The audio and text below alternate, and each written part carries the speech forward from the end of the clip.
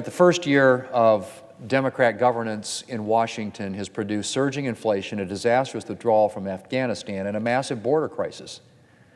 And unfortunately, so far 2022 isn't looking much better. Our inflation crisis keeps getting worse, energy prices are soaring, and the Biden border crisis is reaching new heights. Mr. President, when President Biden took office, inflation was 1.4%, well within the Federal Reserve's target inflation rate of 2%. And it might have remained there had Democrats not decided to pass a $1.9 trillion partisan spending spree under the guise of COVID relief. Mere weeks, I might add, after Congress had approved a fifth bipartisan COVID relief bill that met essentially all current pressing COVID needs. The Democrats' decision to flood the economy with unnecessary government money set off an inflation crisis that shows little sign of stopping. March saw inflation hit 8.5%, a 40-year high.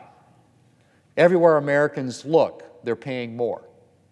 More for groceries, more for gas, more for utilities, more for furniture, more for used cars and trucks, and the list goes on. While wages increased in 2021, inflation outstripped wage growth, which means that instead of a pay increase, many Americans saw a de facto pay cut. And needless to say, inflation is having the biggest impact on those who can least afford it. The President likes to tout job creation and economic growth, although most of what he takes credit for is the natural consequence of economic recovery after the pandemic. But his claims mean little to families who are wondering how they'll be able to pay their soaring grocery bills or whether they can afford the gas that they need for the rest of the month. And speaking of affording gas, thanks to Democrats, we're also rapidly approaching a full-blown energy crisis. Gas prices increased on average to an all-time high in March, according to AAA. And that's on top of the soaring inflationary costs of electricity and home gas services, among other energy commodities. As of yesterday, gas was $4.12 a gallon, up from $2.39 a gallon when President Biden took office. The administration, of course, has attempted to blame this hike on Putin. But the vast majority of the 72% increase in gas prices since President Biden took office predates the war in Ukraine and sanctions on Russia. Every gallon of gas purchased at current prices hits family budgets hard, especially in rural states like South Dakota, where driving long distances is the norm.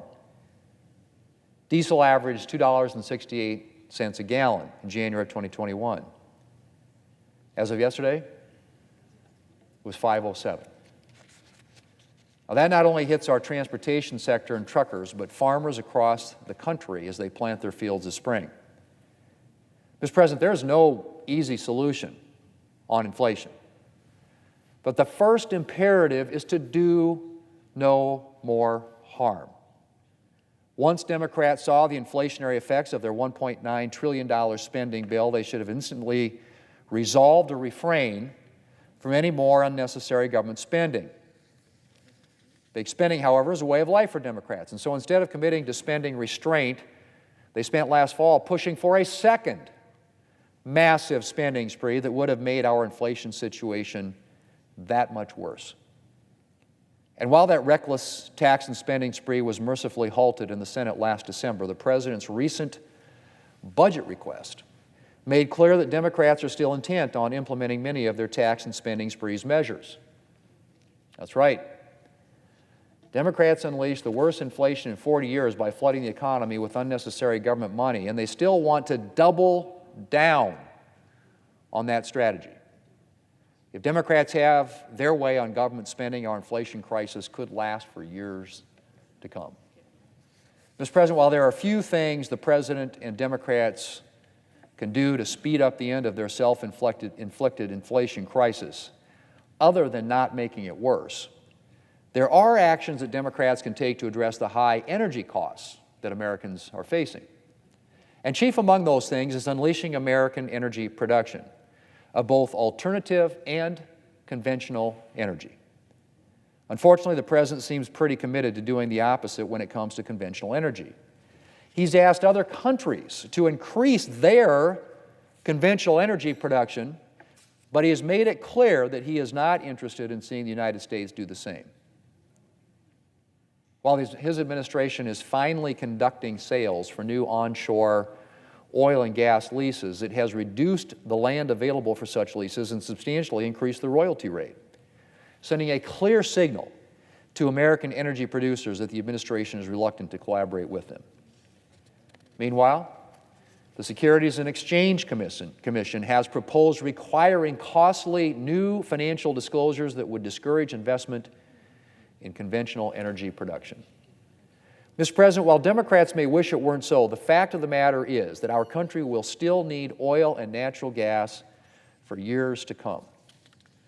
And if Democrats and the President didn't want Americans to be paying sky-high prices to fill their cars, they need to focus on encouraging responsible oil and gas production here at home, which, I might add, puts Americans to work in good-paying jobs and develops these resources with fewer emissions than are produced in other countries.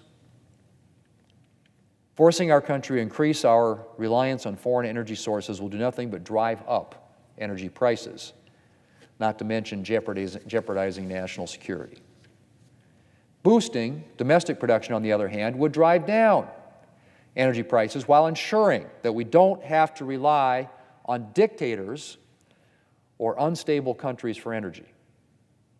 Mr. President, in addition to our energy and inflation crises, we are also facing a massive crisis at the southern border. Almost from the day the President took office, we've seen a huge surge in the number of individuals attempting to illegally make their way across the southern border. In March alone, U.S. Customs and Border Protection encountered 221,303 individuals attempting to cross our southern border illegally. In the first quarter of 2022, more than 500,000 individuals were apprehended while trying to get across our southern border. And the influx shows no signs of stopping. And what has the President done to address this crisis? Next to nothing. In fact, the truth is that this is a crisis largely of the President's own making. The series of actions that he's taken to weaken border security and immigration enforcement has encouraged a flood of illegal immigration across our southern border. In fact, the President's lawyers are over at the Supreme Court today arguing against a measure to discourage illegal immigration. And now the President is on track to make our current border crisis much worse by lifting Title 42 COVID-19 restrictions that have provided for the immediate deportation of individuals who have crossed the border illegally. Once these restrictions are lifted, the Department of Homeland Security expects as many as 18,000 migrants per day, 18,000 per day, to attempt to cross our southern border. I mentioned that we've seen more than 500,000 attempted illegal crossings in the first 3 months of this year. Without Title 42 restrictions, we could be seeing more than 500,000 attempted crossings each month. And it is clear that the President has no substantive plan in place to deal with such a surge. I was relieved, as I think a lot of Americans were, and I think a lot of Democrats, honestly, here in the Senate, that yesterday a federal judge issued an order temporarily preserving Title 42. But this is not a permanent solution to the problem.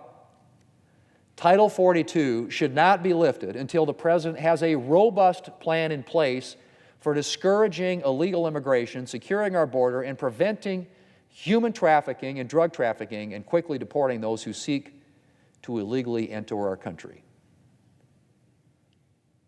So here's where we are, Mr. President. We have an inflation crisis that is driving up costs for American families. We have an energy crisis with sky-high gas prices fueling pain at the pump. And we have a security, humanitarian, and enforcement crisis at our southern border. That's what a year and a quarter of Democrat governance looks like.